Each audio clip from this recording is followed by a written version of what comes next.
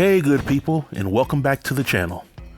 In a few moments, you'll get to hear my thoughts and feelings on the matchmaking special for season 14 of Married at First Sight Boston. I know I was supposed to post my list for top 10 wives on Married at First Sight history, but I'll be posting that next week along with a bonus Married at First Sight video. So without any further delay, let's jump right in. This episode opens up with the experts Dr. Viv, Dr. Pepper, and Pastor Cal sitting around and really selling the authenticity and legitimacy of Married at First Sight. Now, any fan of the show truly knows that everything these experts are saying is pure, unapologetic BS. But they're getting paid handsomely to spoon-feed fans the BS. So later on, we get to see a montage of potential cast members who are telling the producers why they should be Married at First Sight. Then we learn that the experts have selected 53 candidates to meet for in-person interviews. Some of the questions that the experts are asking the candidates are, why get married at first sight? What are you looking for in a husband or a wife? What are your deal breakers? And are you a sexual person? During this part of the episode, we get to see several cast members, most of whom we already know have been selected for the show, and the experts also visit their homes to see how they live in their humble abodes. And in my opinion, this part of the episode was a little silly, but I understand that it's for entertainment, especially seeing Dr. Viv trying to ask the women about their sex toys. So let's move on to the matching process. The first match of the episode is of Lindsay and Mark. Mark initially signed up for season 6 of Married at First Sight, but the experts didn't think Mark was ready during that particular time.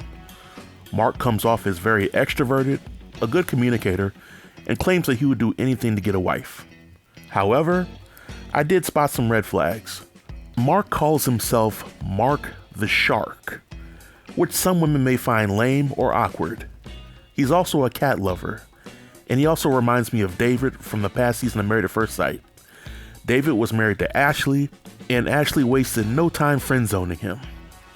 Lindsay, just like Mark, seems to be an extrovert, and the experts loved her personality, but Lindsay happily embraces being quote-unquote too much.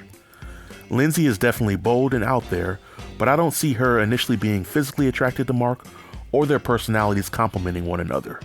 But we shall see. The next match is of Katina and Elijah. Elijah is a traditionalist, he's emotionally available, but he shared that if a woman isn't giving him her all, then it will be hard for him to return the same energy. To me, that is a huge red flag. Elijah shared that he wants a woman that can cook and that will motivate him to be a better man. In this day and age, it seems to be asking for a pretty tall order. During the matching process, Dr. Viv points out that Elijah might not be the best pick for the show because of his emotions, but Pastor Cal sticks up for him, and Dr. Pepper agrees with Pastor Cal. The experts view Katina as being beautiful and a lovely human being, and while Katina says that she'll cook if she has to, from what I've seen, I don't think Katina and Elijah will be a good match for one another. But once again, we shall see. The next match is of Nicky and Steve. From the first impression, Nicky seems to be a very nice woman with a good heart. She has an extensive dating history, but she hasn't had much luck finding love. The experts match her with Steve, a guy who is adventurous, intelligent, but jobless. During Steve's one-on-one with Pastor Cal, he didn't give me any confidence that he has any interest in finding a permanent job or sustainable income, which could be a problem for his marriage to Nicky. They seem like two very good people, but we shall see how their marriage turns out. The next match is of Jasmine and Michael. I think this is the best match for the episode based on the information that was presented.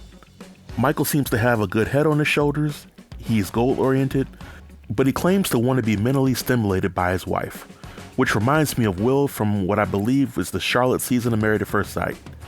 The same Will that refused to sleep with his wife Jasmine because she wouldn't mentally stimulate him. The same Will who was the first guy in Married at First Sight history to refuse to sleep with his wife. Now I hope this isn't the case here because Jasmine is one of the most attractive women in the show's history. She seems very serious, yet feminine, and she seems very serious about becoming a wife. The final match is of Alyssa and Chris.